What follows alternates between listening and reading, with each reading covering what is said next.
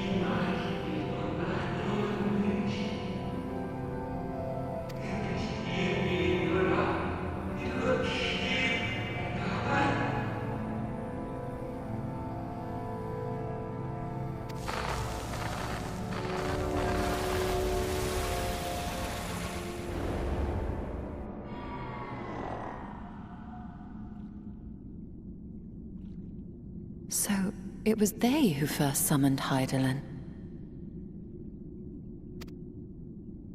Their discussion did seem to imply as much, yes.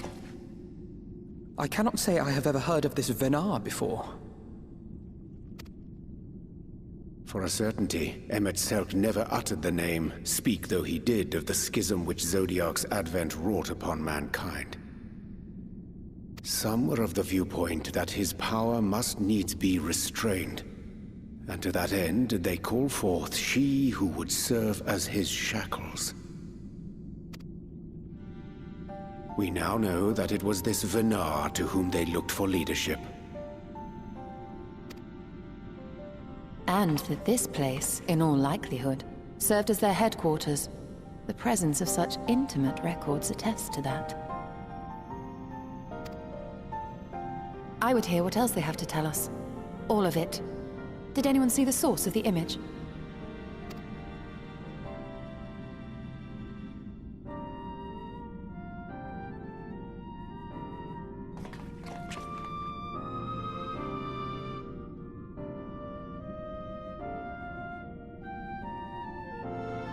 The device there? Then let us see what other secrets it holds.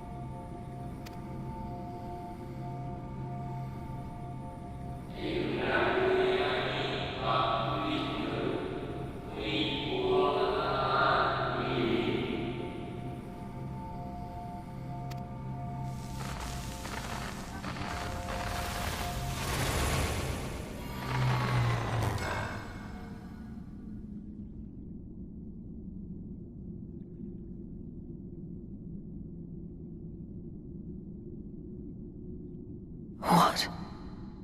Forgive me, but did that not strongly imply that Elidibus sacrificed himself to become Zodiark's heart?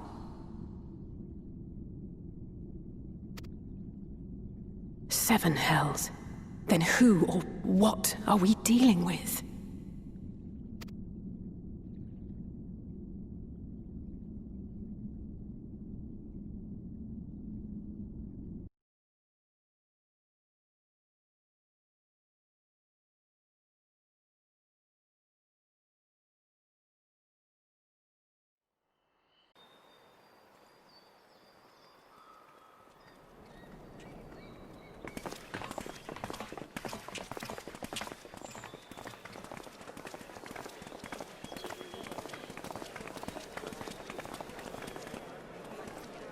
Dare I ask what's going on? Ah, excellent timing. For me, in any case. We have a problem. The vast majority of those gathered here are presently in the employ of the Guard or else one of the facets, and no longer wish to be so. In principle, all are free to change vocation at any time. But a city does require a certain number of people in these positions if it is to continue to function. For the moment, I have asked them to postpone their resignation until such time as replacements can be found. As you may have surmised, we have the Warrior of Light to thank for this. It's you! The Warrior of Darkness!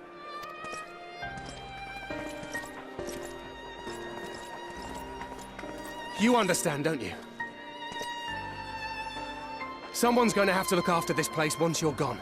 We just want to be ready to do our bit when the time comes. And not only here, but everywhere. Which is why we've got to get out there and lend a hand to those in need. That's what you did, isn't it? Even if it was just little things at the start. You helped people.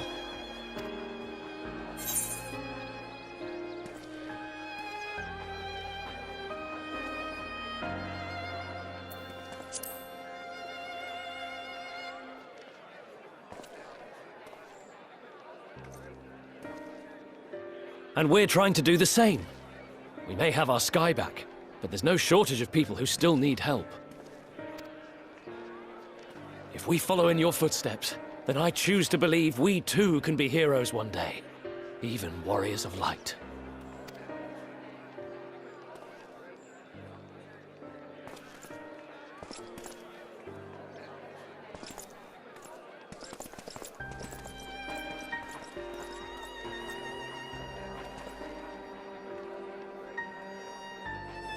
What are we to say to that? We can hardly tell them they are mistaken. They seek but to do good, as you have.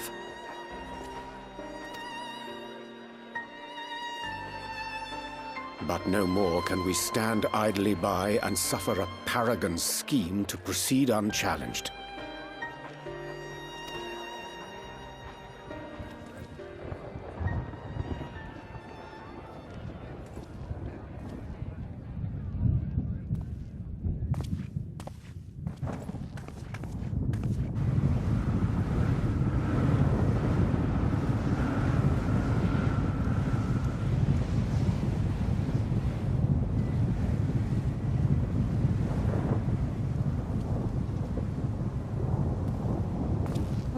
What's happening to the sky?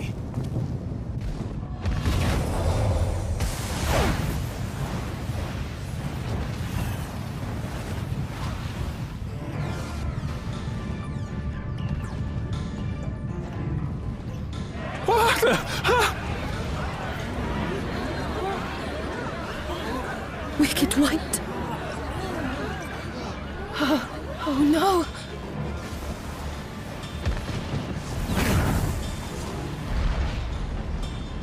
By the 12.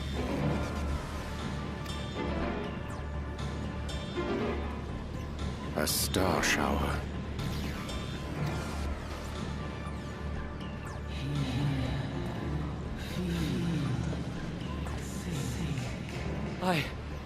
I hear a voice. You and all. Why does it feel like it's inside my head? Hear, feel, think. I hear it. Me too. Did I not tell you, my friends? You are warriors of light!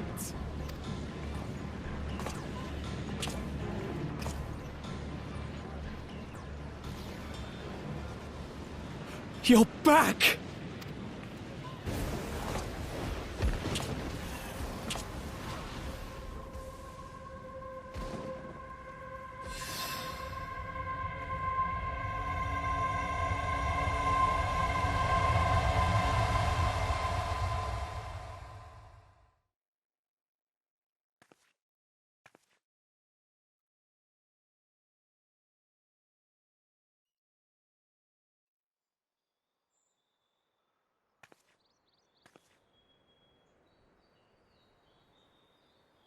What you hear is the voice of light itself, and it has blessed you with its power.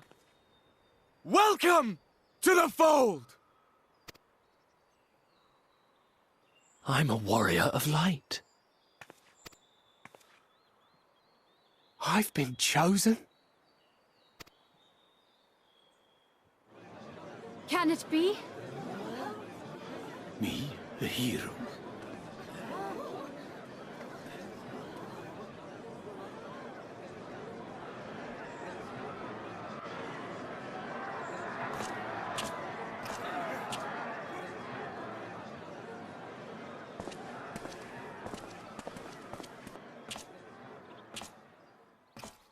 Wait!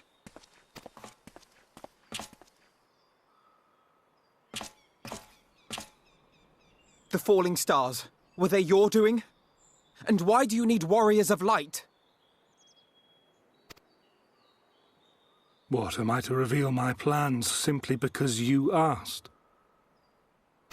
Nay, I think not. Though the stars, I acknowledge mine. A convenient illusion apt to awaken what little is left of the power that once resided in your sundered souls.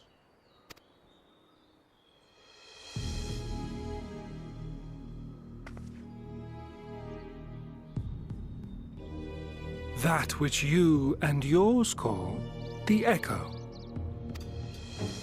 And an echo it is, of a symphony. But a fraction of what men in their completeness once possessed. Even those among you who tower over others in the gift have only the faintest trace of it. But though sundered and forgotten through death and mocking rebirth, it has persisted. A whisper of our past. Burned into your very ether, along with the sight of our end. Through the rekindling of memory, I have awoken the ability, just as Heidelin is wont to do when she has need of new minions.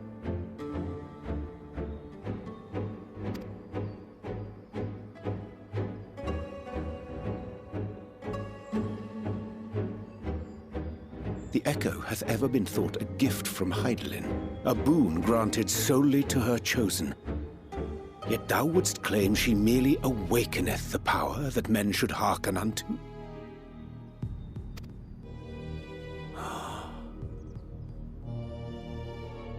Her voice.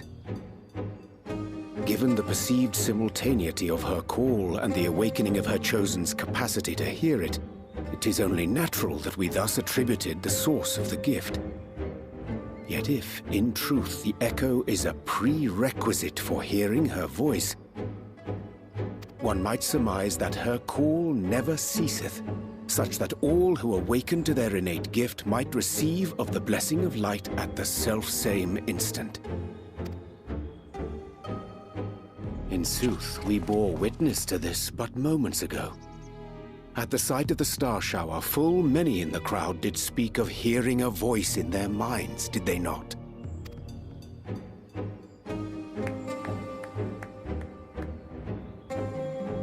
Just so. And whenever Hydaelyn has need of new servants, she is quick to pluck comets from the heavens or create illusions of the same. Why then didst thou conjure this vision, full knowing that thine age-old foe would thus claim those awakened to the gift? Foe? You must be mistaken. As you see, I am a warrior of light. And together with my comrades in arms, I shall save the world. Just like you.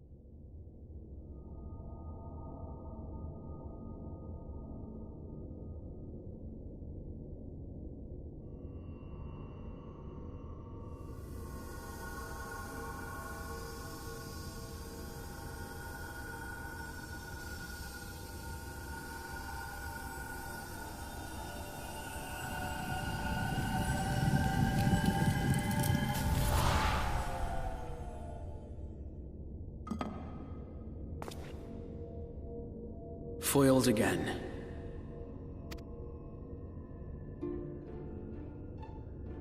If I cannot imbue the infernal thing with my power via magical means, we may need to devise a way to infuse the vessel with my blood after all.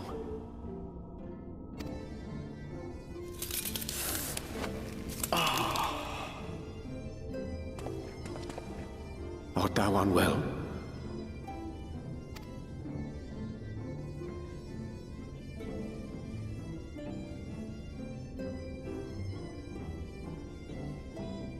Oh, perhaps a brief respite. It wouldn't do to overtax yourself.